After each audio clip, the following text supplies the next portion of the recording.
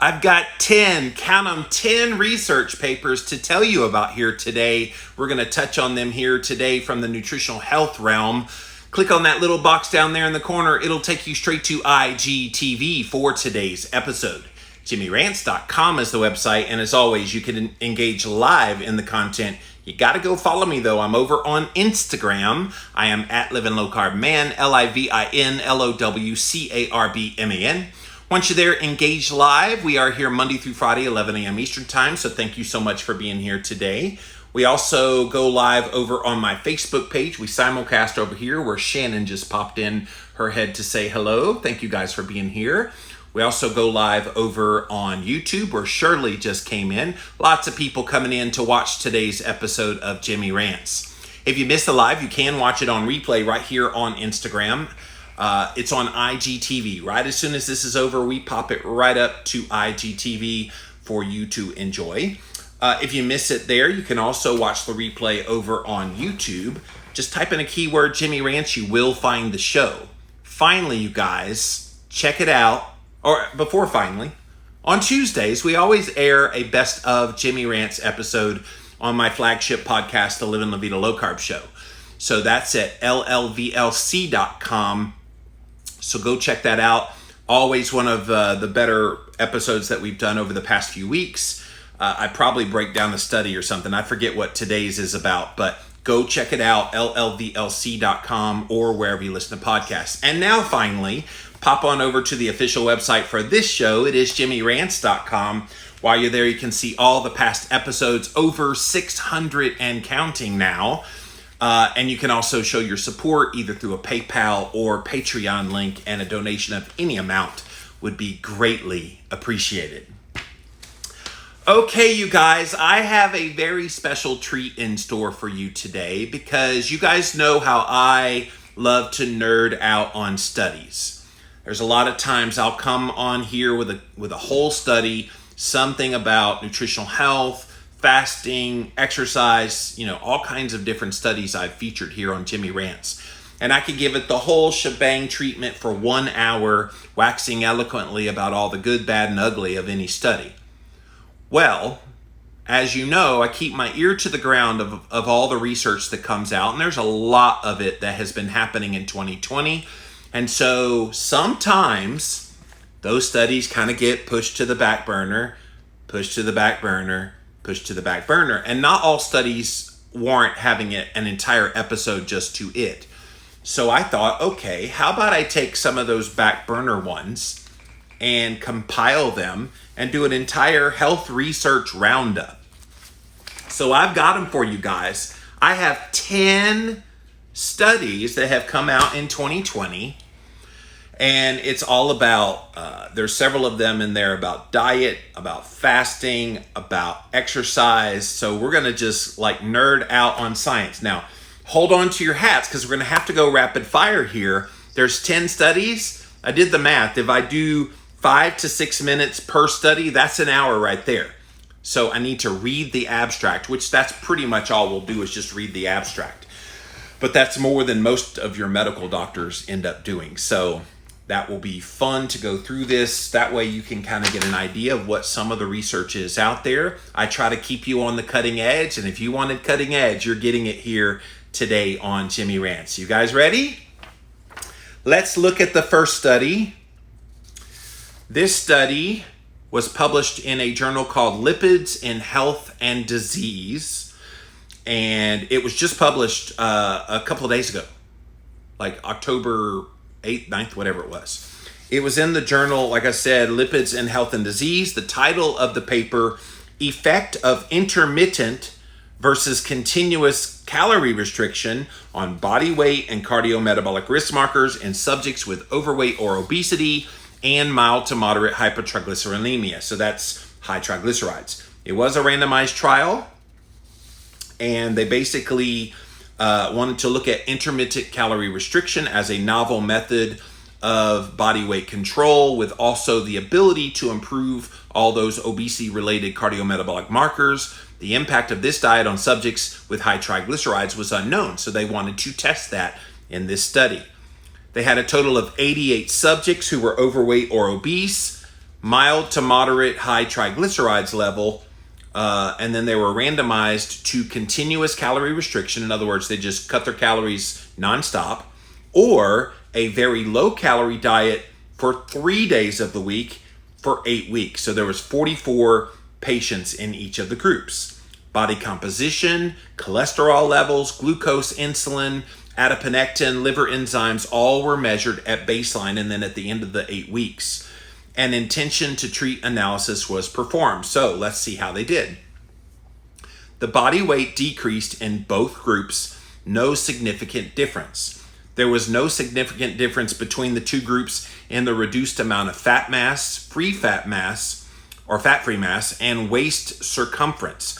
Both groups got a significant reduction in their plasma, that's their blood, triglycerides after 8 weeks, with no difference between the groups. HOMA-IR, which I did a Jimmy Rants on the other day, improved significantly in those who did the intermittent calorie restriction compared to the continuous. Glucose, insulin, LDL, HDL, liver enzymes, adiponectin, not different between the two groups.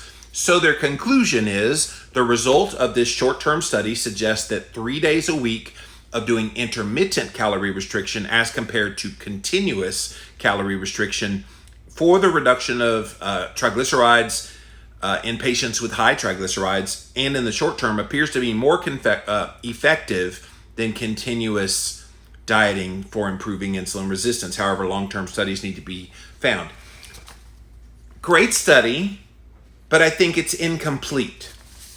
When we see these kinds of studies on calorie restriction, I always want to know, what did they actually eat? Because you and I both know calorie is not a calorie is not a calorie. That's what they want you to believe, that, well, it's all about calories. Now, that's not to say that calories don't have a place in this, but I think 500 calories of a ribeye steak is far different than 500 calories of candy and ice cream and Coca-Cola. I think we would all agree with that. And so if you only predicated on reducing calories, where did the reduction come from? Did it get reduced in the junk food? Did it get reduced in protein, which would be a very bad idea? Protein's like the main thing you should focus on with the healthy fats that come along with it while minimizing processed foods. You do that, you're going to be pretty healthy most of the time, including in your triglycerides. And we know from a lot of other studies that the best way to lower triglycerides, there's no drug that does it better than carbohydrate restriction. And so I say the reason they got a benefit in this study in both groups, they got a benefit in a lowering of the triglycerides. The intermittent calorie restriction, they lowered it by 15.6%. So if your total triglycerides was 200, that was 30 points. That's not bad. And then the continuous calorie restriction was lowered by 6.3%. 6.3%. So that would be lowered it by 12 points. Okay? What if they also carbohydrate restricted? They would have seen a much more significant drop, even in 8 weeks. I've seen in 6 weeks, triglycerides near 300 get down to 120. I've seen it in all kinds of people. And all it takes is just a deliberate attempt to carbohydrate restrict, because those triglycerides primarily are going up because of the carbs you're eating and not just the calories, generically the calories. So I think the benefit they got in this study with both groups in the triglycerides had more to do with the carbohydrate restriction. And keep in mind, they intermittently calorie restricted, which means they did other things on the days they weren't calorie restricting. That probably, fasting and things like that, helped to bring down that as well. So hopefully that explains that study a little bit for you, but it's interesting. It just goes to give you another little clue as to why triglycerides can go down. But let's get to the next one. If you're joined us late, I am doing something unique I've never done on Jimmy Rants before. I've got a crap ton of studies to get through.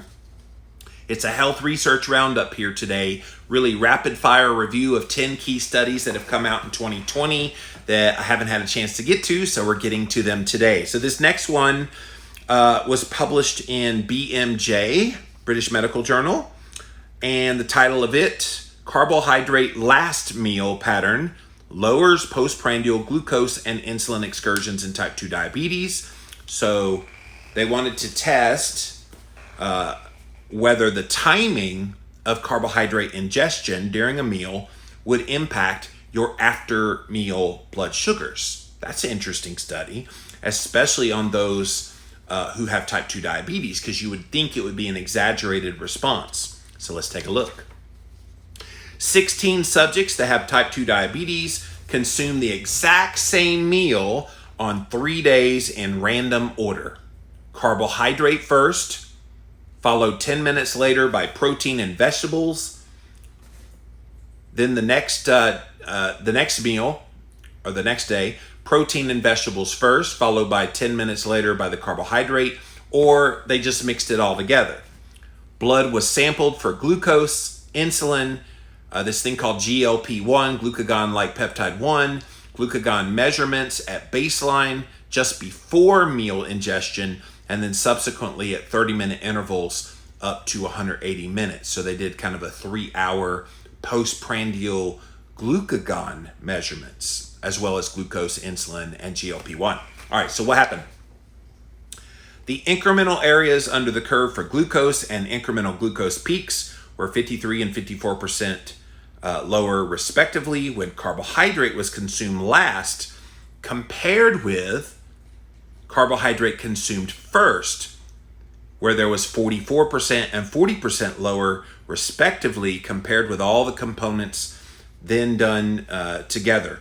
Postprandial insulin was lower, as well as the GLP-1 excursions higher following the carbohydrate last meal compared with carbohydrate first. So the theory there is if you eat the carbohydrate and then you blunt the effects of the carbohydrate with fat and protein, or in this case, protein and vegetables, then you can prevent your postprandial glucose and insulin and glucagon levels from going haywire. That was, I guess, the theory.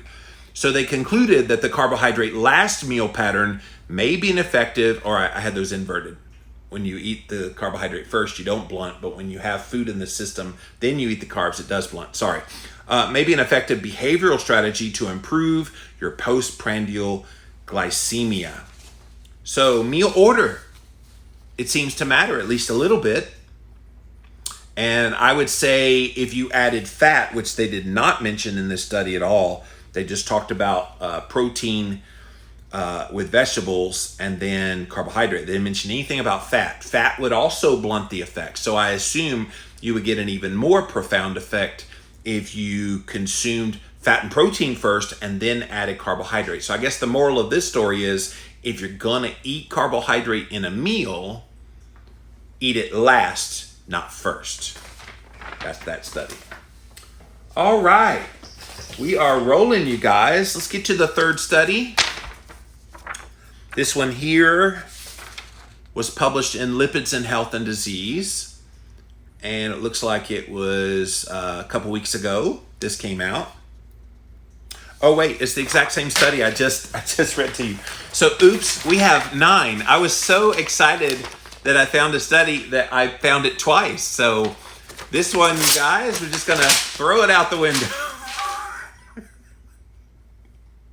Make it 9. Okay, let's get to the next one. So this is a new story, and it has some interesting information in there about exercise. It doesn't look like this one was a study. My apologies for this. I thought this one was a study. It's just a story. It's based on some research, but I don't want to flaw it up. So we're going to set that to the side. We will go to an actual study next. How's this for live television? You guys like watching live, so let's go to the next real study. We're down to 8 now, so by the time we're done, hopefully we have some semblance of 6, 7, or 8. I'm looking at the rest of them. They all look like studies from now on. So this one was published in the journal Nutrients. Yes, I have fun in life. The title of this one it was published October 3rd, by the way. The title of this one, an almond-based low-carbohydrate diet improves depression and glycometabolism in patients with type 2 diabetes through modulating the gut microbiota and GLP-1. It's a randomized controlled trial. So what they wanted to look at was a low-carb diet is more beneficial for the glycometabolism for people with type 2 diabetes and may be effective in reducing depression. Almond, which is a common nut, has been shown to effectively improve hyperglycemia, high blood pressure or high blood sugar, and depression. So that's interesting.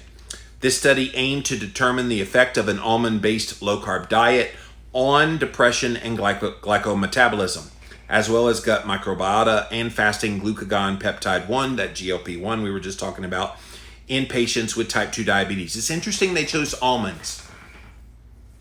Almonds have a lot of omega-6 fats, so that's interesting that they would want to use almonds. It was one of the criticisms when people started making almond flour desserts and had almond this, almond that.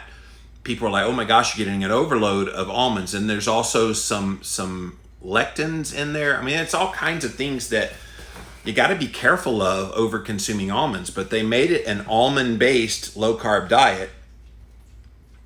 Maybe they weren't thinking about those ramifications and only the things they were looking at. So it was a randomized controlled trial, which compared an almond-based low-carb diet with a low-fat diet.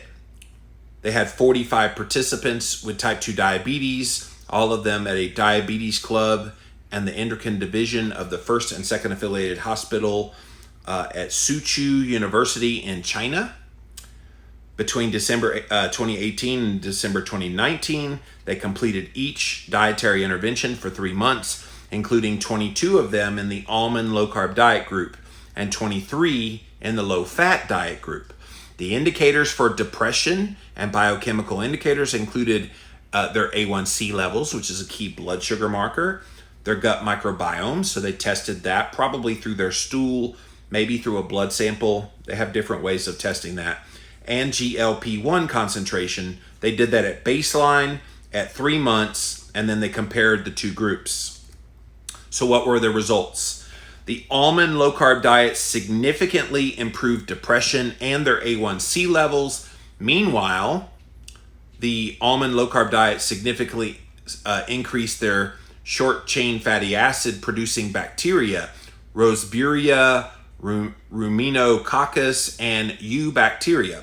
The GLP-1 concentration in those who ate the almond low-carb diet was higher than that of the low-fat diet, so they concluded in the study, we speculate that the role of an almond low-carb diet is improving depression in those who have type 2 diabetes, and that it may be associated with the growth of that bacteria in the microbiome, increasing the short-chain fatty acids and the GPR43 activation, further maintaining that GLP-1 secretion.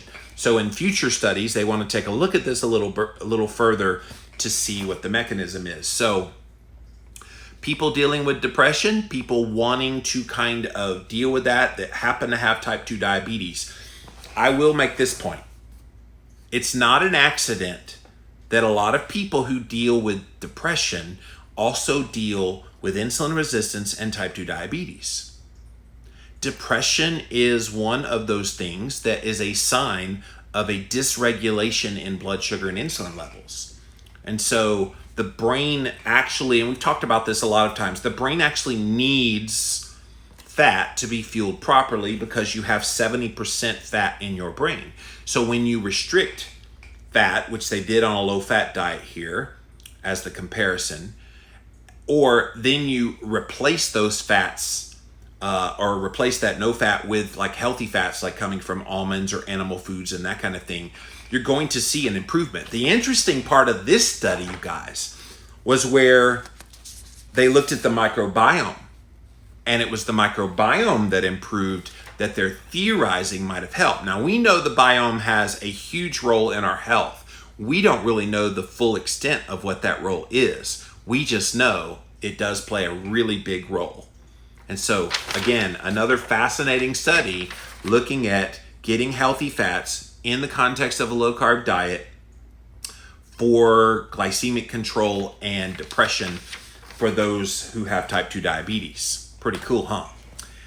Once again, if you joined us late, we are doing a health research roundup here today on Jimmy Rants. It's a rapid fire of, well, it was going to be 10 studies, but it's now down to 8. So I repeated one, and one of them was just a news story that I thought was a study, and it actually was not a study. So we're down to 8, but I hope you're enjoying this today. I'm enjoying making a fool of myself sometimes. So, all right, so let's get to another study that looks at the microbiome. This is really interesting. This was published on October 6th in the Journal of Clinical Endocrinology and Metabolism.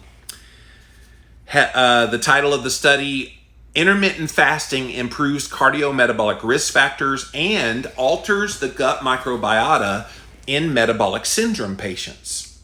So this is out of China as well. All the good research lately in nutritional health coming out of China. What's up with that? So intermittent fasting is an effective strategy to improve cardiometabolic health. So what they did was they examined the effects of intermittent fasting on these risk factors for cardiometabolic health, as well as the gut microbiome in patients who have metabolic syndrome. Metabolic syndrome is just another term for insulin resistance and dysregulation in all those metabolic markers. So it was a randomized clinical trial. They looked at adults with metabolic syndrome between the ages of 30 and 50. It was 8 weeks of 2-day modified intermittent fasting. So the cardiometabolic risk factors included body composition, oxidative stress, inflammatory cytokines, endothelial function. All of these things were assessed at the beginning and end of the 8-week study.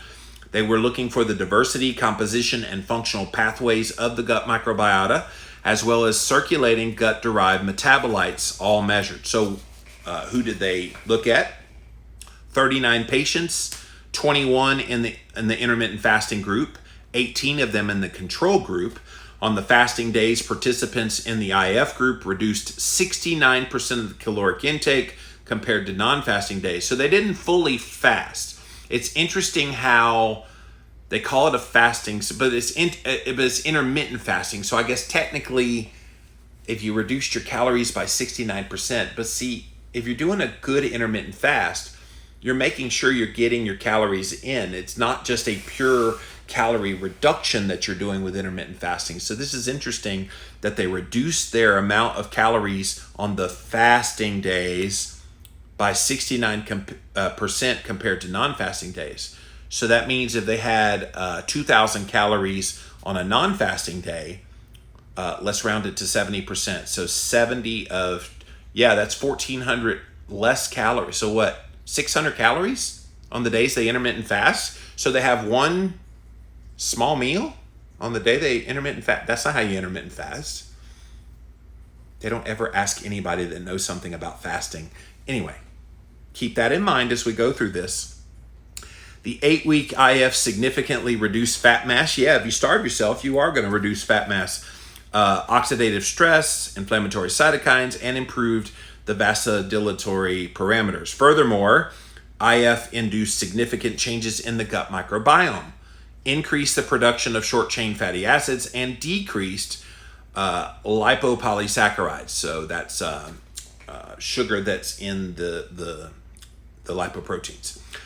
Gut microbiota alteration attributed to the intermittent fasting was significantly associated with cardiovascular risk factors and resulted in distinct genetic shifts of carbohydrate metabolism in the gut community. So if you're not eating as many carbohydrates because you're fasting, that would shift that population. So they conclude in the study that intermittent fasting induces a significant alteration of the gut microbiome and functional pathways in a manner which is closely associated with mitigation of cardiometabolic risk factors. In other words, it improves cardiometabolic health, which is all those kind of cholesterol, blood sugar, insulin, inflammation markers, the whole shebang.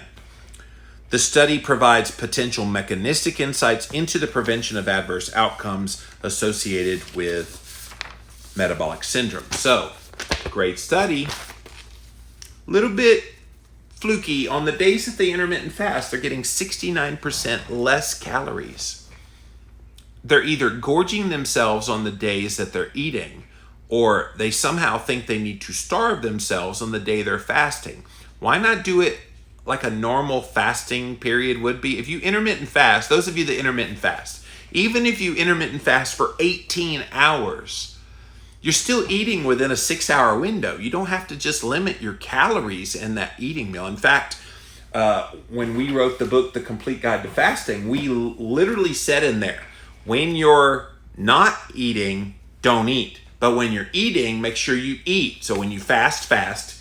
When you feast, feast. Don't go half-assed on either one of them. Well, I'll just have a few calories while I'm fasting. No, that doesn't work. Or I'll just have just a little bit of calories on my feeding meals because I don't want to overdo it. No, when you eat to satiety and have enough calories. This is where people make such a big mistake. When they try to fast, they try to cheat it by having some calories, and then the inverse. When they're trying to eat, well, I don't want to eat too much, so I don't eat enough, and your body never gets the full benefits of the fasting. All right, so let's get to the next one. This was a study published in the journal Diabetes Care. White rice consumption linked to increased diabetes risk in a 21-country study. Consuming white rice can increase your risk of developing diabetes according to a decade-long research over 21 nations. It highlights that South Asians consume the highest amount of rice in their diet, and they are at the highest risk of developing diabetes. A lot of people are like, well, what about all the Asian countries that they're healthy as an ox and yet they eat lots of rice? Now we have a study that shows they are getting type 2 diabetes. Carbohydrates such as rice will make up 70 to 75% of South Asians' total diet. On average, a rural Indian eats 6 kilos of rice per month. An urban Indian eats around 4.5 kilos per month. Researchers write that after the 1970s, processed white rice replaced the traditional hand-pulled rice as a major part of the Indian diet. To create white rice, the grains are polished post the removal of the husk, bran, and germ layers, and this alters the grain's appearance, texture, and storage longevity, but also strips important nutrients like vitamin D and thiamine. I would argue, too, that is a very highly processed process that it goes through, and that increases the glycemic impact. In other words, it pushes your blood sugar and insulin levels, much more so than the traditional forms that they used to eat. Without having the vitamin D and thiamine that's been stripped, white rice can become a simple carbohydrate, just like sugar, that the body can digest rapidly. Have you ever had just a starch in your mouth? Starch is not sweet, but if you have a starch in your mouth, let's just say it's bread, and it has no sugar and it's just bread, and then you push it up against the roof of your mouth and you just hold it there for a period of time, you're going to start to notice it will turn sweet. And it's not by accident. It's because it acts just like a simple carbohydrate, which turns to sugar that the body then digests rapidly. And that's what's happening with this white rice. Simple carbohydrates rapidly convert into glucose, which leads to more glucose in the bloodstream than the body can use. This causes a sudden spike in the blood sugar and is the primary reason why white rice is now linked to diabetes. To investigate the link between white rice and diabetes, researchers chose some participants who consume more than 150 grams, around a cup of cooked rice in a day. They found a clear link between eating white rice and diabetes. The highest risk was in South Asia, as we mentioned. Previous studies highlighted a link between rice and a prevalent, previously undiagnosed diabetes. This study now reports a link between the rice and an incidence of new diabetes cases. More than 6,000 individuals in this cohort developed incident diabetes during that 10-year period. Remember, they looked at these people for 10 years. So really interesting. And I remember when I was in the paleo community, they used to brag about eating this thing called safe starches. Safe. What they meant was it was safe from toxins as compared to some other carbohydrate sources. But I always brought it back to, but what about the blood sugar and insulin effects? What about it raising your blood sugar? And they just dismissed me like I was a kook. Now who's the kook? Now we have research that says, oh yeah, white rice, it may not taste sweet on the tongue, but it sure is adding lots and lots of sugar to your body. Let's get to the next one here. This one's in the Journal of Clinical Nutrition. And the title of this one, The Clinical Effects of a Carbohydrate-Reduced High-Protein Diet on Glycemic Variability in Metformin-Treated Patients with Type 2 Diabetes. This is another randomized controlled trial. High glycemic variability is associated with late complications in type 2 diabetes. We hypothesize that a carbohydrate-reduced high-protein diet would reduce this high glycemic variability acutely in patients with type 2 diabetes as compared with the conventional diabetes diet. So we know the conventional diabetes diet is low fat and high legumes, grains, blah, blah, blah, blah, blah. So it was a controlled randomized crossover study, 16 patients taking metformin. So that's probably the most famous drug that any type 2 diabetic and even a lot of insulin resistant people go on because it is quite effective for insulin control modulation for people with type 2 diabetes and insulin resistance. The average age of the person in the study, 64. Their A1C, 47. That can't be right. 47. Because usually A1C is measured in like something point something. So mine's 4.9. Someone with very bad diabetes could be like 13.6. That's extremely off the charts. I'm not sure what 47 is. That's the millimole. So if somebody wants to do that translation for me, what is 47 millimole for A1C? Translate it into the numbers that we use. That one doesn't make sense. Duration of type 2 diabetes, they had on average 5.5 years they've been diabetic.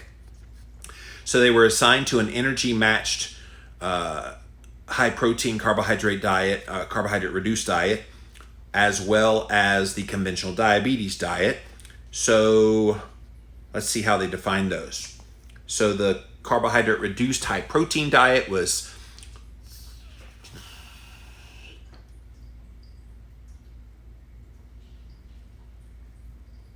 okay, so they're all over the board here. All right, so I see what they did. So the carbohydrate was 31% of energy for the reduced carb. That's still too high to me. The diabetes diet was 54. Protein, they wanted you in the higher protein diet to have 29% protein, 16% in the diabetes diet, and then fat, 40% in the high protein one, and then 30% in the diabetes diet. So what they did was 2 separate 48-hour intervention periods. They looked at, they had a CGM on, so they had that little thing on their arm, and they performed to accept the glycemic variability. So what were the results? All indices of glycemic variability were significantly reduced on the controlled carbohydrate high protein diet compared with the standard diabetes diet. And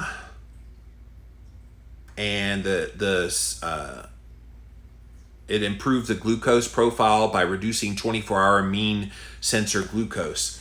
So they concluded in the type 2 diabetes patients treated with diet and metformin, 2 days of the same energy replacement of dietary carbohydrates by protein and fat reduced their glycemic variability, check this out, 36 to 45%. So their glucose levels improved almost by half, a third to half, simply by reducing carbohydrates and eating more protein. These data may support that we should reduce carbohydrates as a dietary intervention for type 2 diabetes. Now, you guys might think, well, duh, we know that. But you'd be surprised. I actually had somebody get on Instagram just this morning. I had a cordial conversation with him, but I had posted something about a meme that was out there that said, if you eat these carbs, they're going to lead to chronic disease, but if you eat these carbs, they're going to make you healthy. And so the one carb showed all the junk food stuff, fast food, Coca-Cola, all that. The other side was all fruit. And so I made the point in there that context matters. If you have type 2 diabetes, you have insulin resistance, those carbs aren't nearly as healthy as you think they are, even the real whole food fruits. So this guy got on there, oh, I beg to differ because you can eat a high carb diet and improve your insulin resistance. And I'm going, in what world does that happen? And it turns out he was a vegan, but context does matter. And so it's interesting. We have yet another study that shows that the context of reducing carbohydrates when you have type 2 diabetes can definitely be a preferred thing for you to do. All right, guys, I have 2 more studies. Thank you for hanging with me here today on Jimmy Rants. All right, the next one here. And this one was published in the eBiomedicine. Fungi in gut linked to higher Alzheimer's risk can be reduced through a ketogenic diet. So there's specific fungi in the gut associated with a higher risk of Alzheimer's disease and found in people with mild cognitive impairment. It can be altered in a beneficial manner by eating a modified Mediterranean diet. This is from researchers out of Wake Forest School of Medicine. Our study reveals that that unique fungi co-living with bacteria in the gut of the patients with mild cognitive impairment can be modulated through a Mediterranean ketogenic diet. In the single-center randomized double-blind crossover pilot study, they identified the organisms in the gut microbiome by sequencing the fungal RNA ITS1 gene. 17 older adults, 11 of them diagnosed with mild cognitive impairment, 6 with normal cognition, before and after a 6-week intervention of using a modified Mediterranean ketogenic diet, or the other one they put them on was the American Heart Association diet, to determine its correlation with Alzheimer's markers in the cerebral spinal fluid and gut bacteria. So they don't know how the fungi contribute to Alzheimer's disease, but this was the first study of its kind to reveal their role in mental health, which they hope will ignite thinking in the scientific community to better understanding them in relation to Alzheimer's disease. It also indicates that dietary habits, such as using a ketogenic diet, can actually reduce harmful fungi in the gut, which may help reduce Alzheimer's disease processes in the brain. So we know, and by the way, this was funded, interestingly, by the National Institutes of Health. The NIH actually funded this study. And we always say, hey, they need to fund more ketogenic diet studies. Well, they did. It's fascinating because Alzheimer's disease in research circles is known as type 3 diabetes. And so if they're looking at it as another form of diabetes, then this is great news that they're showing the efficacy of having a ketogenic diet for the treatment of diabetes. And of course, we know that. It's not new to us, but when you see it out there in the mainstream, it is kind of cool to finally see that there's recognition and credence to the ketogenic way. But it is interesting they tie it to the fungi in the gut and not necessarily just to the glycemic control. I think a lot of the benefit that comes from it is from the glycemic control and not just this fungi in the gut. So that's kind of interesting too, that they would acknowledge that. Pretty good stuff. All right, you guys, let's get to the last one here. This one was, I was trying to see what journal it published in. In the NCBI, it's another NIH study. I don't see the actual journal. Sorry about that. When it printed out, it cut off where the journal was from. The title of the paper, though, is Mood, Personality, and Behavior Changes During Treatment with Statins, a Case Study. So a lot of people take these statin medications for the high cholesterol because their doctor all freaks out about high cholesterol. So that's what they think. And the abstract says adverse psychiatric drug reactions have been reported with statin use. Have you taken a statin drug and it gave you problems? Yeah. But the literature regarding statin-associated mood and behavior changes remains limited, so they wanted to study this. They sought to elicit information germane to natural history and the characteristics of central nervous system behavioral changes in an apparent connection with statin and or cholesterol-lowering drug use, and delineate the mechanisms that may bear on an association. Participants self-referred what behavioral or mood changes they had after taking statin drugs, completed a survey eliciting cholesterol-lowering drug history, character and impact of their mood effects, time course of onset and recovery in relation to drug use modification, co-occurrence of recognized statin-associated problems, and factors relevant to the adverse drug reaction causality determination. So they had 12 people in the study who reported mood and behavior change that commenced following statin initiation, and it persisted as they continued to take the statin drug. Reported problems, and maybe you've taken a statin medication, see if this sounds familiar. Reported problems include violent thoughts, irritability, depression, and suicide. Has it ever dawned on people when you start taking a medication for a supposed problem like high cholesterol, that the side effects are far worse than the actual problem itself that you're trying to take the drug for? That seems to be the case when it comes to statin medications. And I could do like 3 hours of Jimmy Rants just talking about how horrible statin drugs are. I did write a whole book about it as well called Cholesterol Clarity. If you ever get this book, go right to chapter 5 if you think statins are for real. And I do a huge expose all about statins in chapter 5 of that book. They're no good. Now, they have their place, but they're not as free of problems as they would have us to believe. Problems resolved when they discontinued the statins and recurred when they brought them back. 8 met presumptive criteria for probable or definite causality. So they used 80 milligrams of simvastatin, followed in 5 days by irritability, depression, culminating in suicide in a man in his 40s. So a guy killed himself while he was taking that drug. A 10 milligram simvastatin was followed within 2 weeks by depression in a woman in her 50s. Atorvastatin 20 milligrams was followed in 1 month by depression and irritability, aggression in a man in his 50s.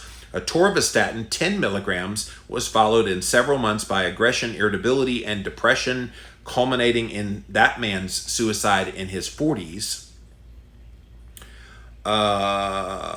Fenofibrate and rosuvastatin, they don't know how high the dose was, later combined with atorvastatin was followed in 1 month by aggression and irritability for a guy in his 30s. I could go on and on and on down this list of all the people, but you can see every one of them had depression, aggression, irritability, wanting to kill themselves. How did this pass the FDA approval is what I want to know.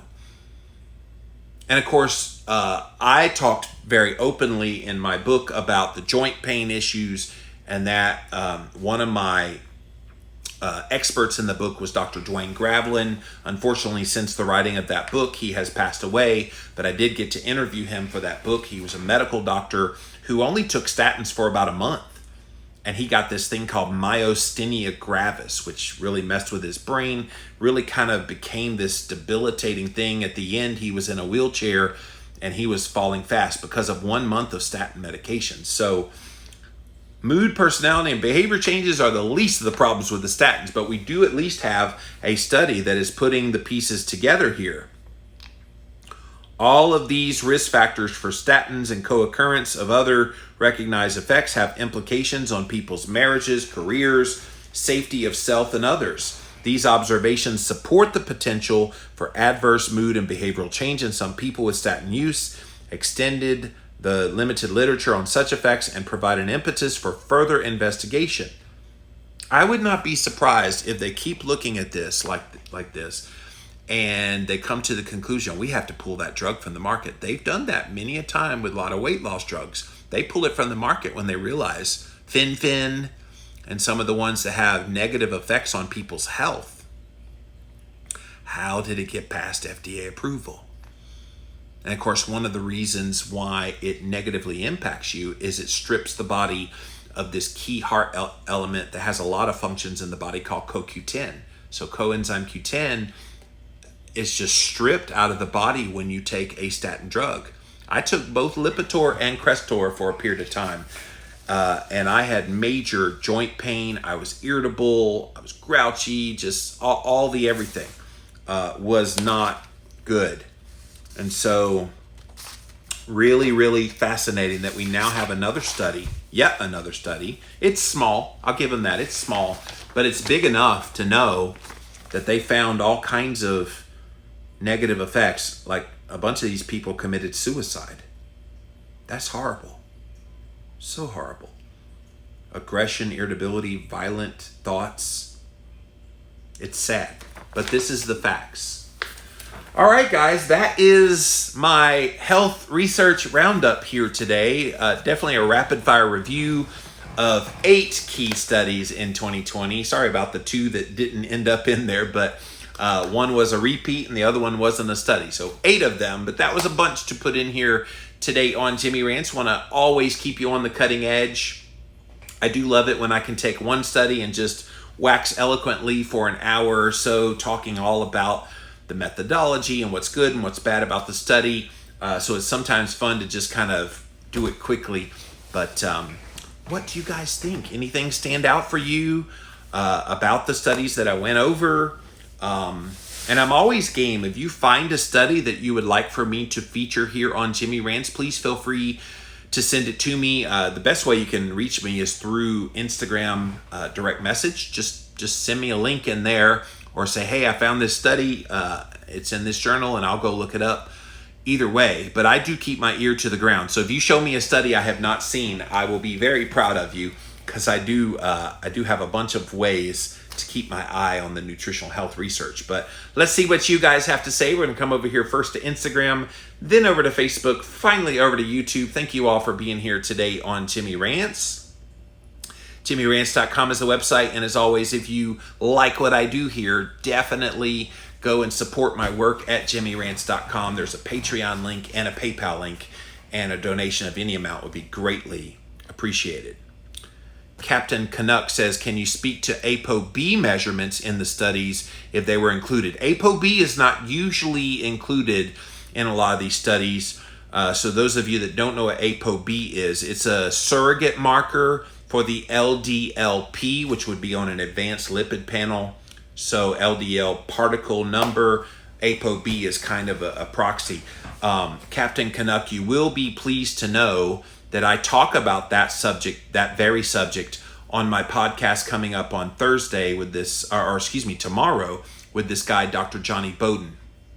So on the Live and La Vida Low Carb show tomorrow, I will have Dr. Johnny Bowden on. He wrote a book called The Great Cholesterol Myth, and we talked about ApoB specifically in that interview. So stay tuned to that. But in these studies, which is what you asked about, no, they don't include ApoB. If you're lucky, if they just do a standard lipid panel, which has total cholesterol, LDL, HDL, and triglycerides, you don't usually get advanced markers like ApoB. But thank you for that question. Let's make a distinction between intermittent fasting and time-restricted feeding. Yeah, I mean, here's the thing. Time-restricted feeding,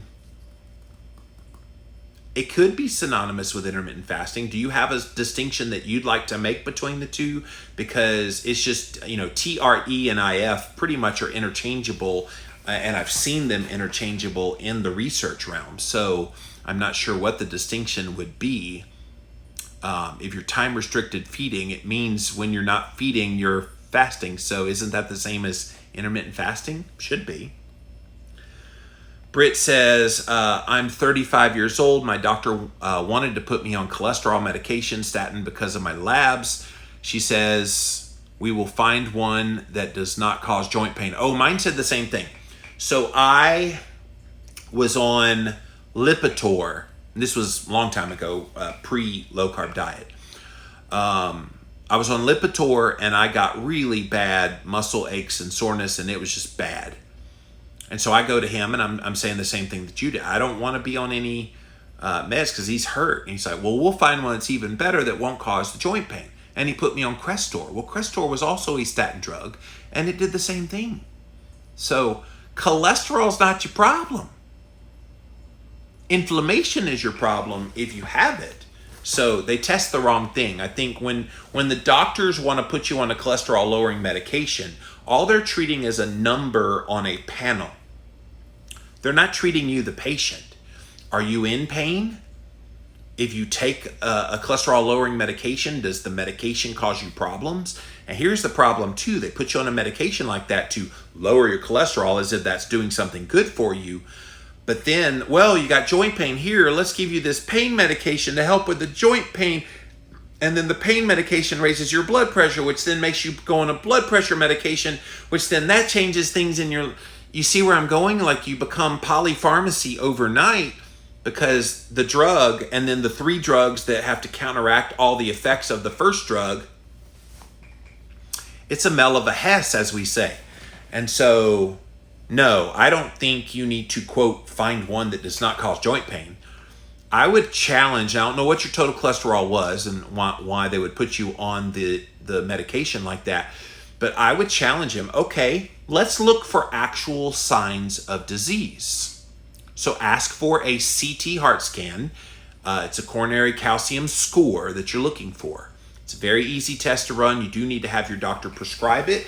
You'll go down, you'll get a CT scan of your chest, takes about 2 to 3 minutes, and then they give you a readout, and your goal is a big fat 0 on your coronary calcium score, heart calcium score. So you don't want to have any calcium in your coronary arteries. And so if you go get it and it's 0, you go back to your doctor and say, okay, it doesn't appear I have heart disease, so why again do I need this drug? You see how you can build an argument for why you don't need to. So that's the CT heart scan. There's also this CIMT where they can do the carotid intima. Again, all of these tests, you guys, if you want to learn more about them, I did write about them in my book, Cholesterol Clarity, What the HDL is Wrong with My Numbers. So go check out this book. It's available wherever books are sold. But yeah, there are ways to get around the statin question with your doctor. High cholesterol is not a disease. Disease is disease. So keep that in mind. Ketogenic nutritionist, Hey Temple, says, so true, constantly treating symptoms of drugs. It's never ending. It's why I refuse to go on any drugs. The only reason I would ever take a drug is if I know acutely it would save my life. I'm not taking any maintenance drug that sort of kind of maybe could give me benefit. That doesn't help anybody. Tia says, I'm on keto per my doctor's recommendation. My A1C is high, hypothyroidism, adrenal fatigue, having a hard time eating fat. Is it okay to sometimes cheat on keto with sushi? Why do you need to cheat? I'm confused. And what's hard about eating fat? I'm not sure what the question is. Tell me why you have a hard time eating fat. Do you just not feel well when you eat fat? Are you having digestive issues?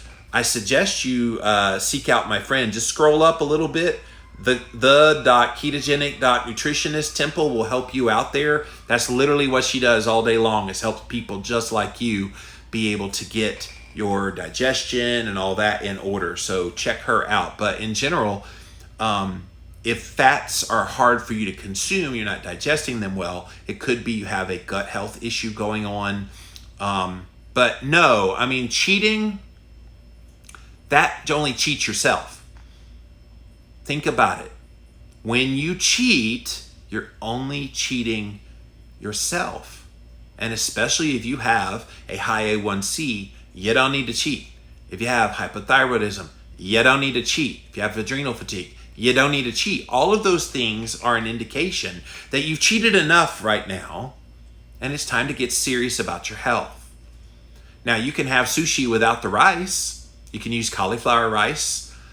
There's creative ways. Go look it up online. There's a lot of people that have made little things. Tia says it's all just mental. Well, get over the mental. The fat's not going to harm you. If that's what it is, and thank you for that, by the way, Tia, and thank you for being honest. Most people are fearful of fat still because that's what they were told to be because of the cardiovascular issues. But fat is not going to harm your cardiovascular health. It just doesn't. In the absence of carbohydrate, fat is actually quite healthy. So keep that in mind as well. All right, thank you guys over here on Instagram. Let me pop over here now to my Facebook page. What's up, Facebook? Thanks for being patient here today. See if you got anything for me. Kira says, I did not need an order for my CAC. I just paid $99 at the hospital. Super easy, like 5 minutes, scored 0. That's interesting, Kira, because it's supposed to be with a doctor's prescription. So that's good. You did not have to do a doctor's prescription. So good for you. All right, let's see if I can do this. I lost you guys over on YouTube, so sorry that you were gone and now you're back. Doesn't look like any new questions came in while I went away and then came back. So when my phone rang a while ago, it made you guys disappear. So sorry about that. TJ wants to know, how do you know if you have adrenal fatigue? Way out of my ballpark of diagnosing. I don't do anything like that. There are definitely markers that you can look at related to your cortisol levels that you could have run. Definitely, again, look at my friend Temple. She's up there. Scroll back, look for her. I'm sure she'd be happy to help you determine that. Definitely, you can run certain labs. You can definitely feel a certain way. In general, if you have adrenal fatigue, you'll know it. You will be so super tired. You can't really function. You feel like you constantly have to drink energy drinks. You have to constantly try to just have things to get you up. That's a clear sign that that you have adrenal fatigue. No gallbladder, but I seem to be okay eating fat. Yeah, you can work your way back to eating fat again, even when you have your gallbladder removed. All right, guys, that is it. You guys gave me great interaction here today. Thank you so much for that. Health Research Roundup we had here for you today. 8 key studies in 2020. Definitely wanted you guys to know all about these here today. That's it for this episode of Jimmy Rants. JimmyRants.com is the website. And as always, you can engage live in the content. Come follow me right here on Instagram. I am at Living Low Carb Man, LIVINLOWCARBMAN. Once you're there, engage live. We are here Monday through Friday, 11 a.m. Morva says, I have hypothyroidism. Is there any restriction to eating cabbage and gully flour? What is gully flour? Oh, cauliflower. I think they meant cauliflower, but autocorrect made it gully flour. I was wondering what a gully flour was. Yes, cauliflower. Hypothyroidism restricting you from having cauliflower and cabbage?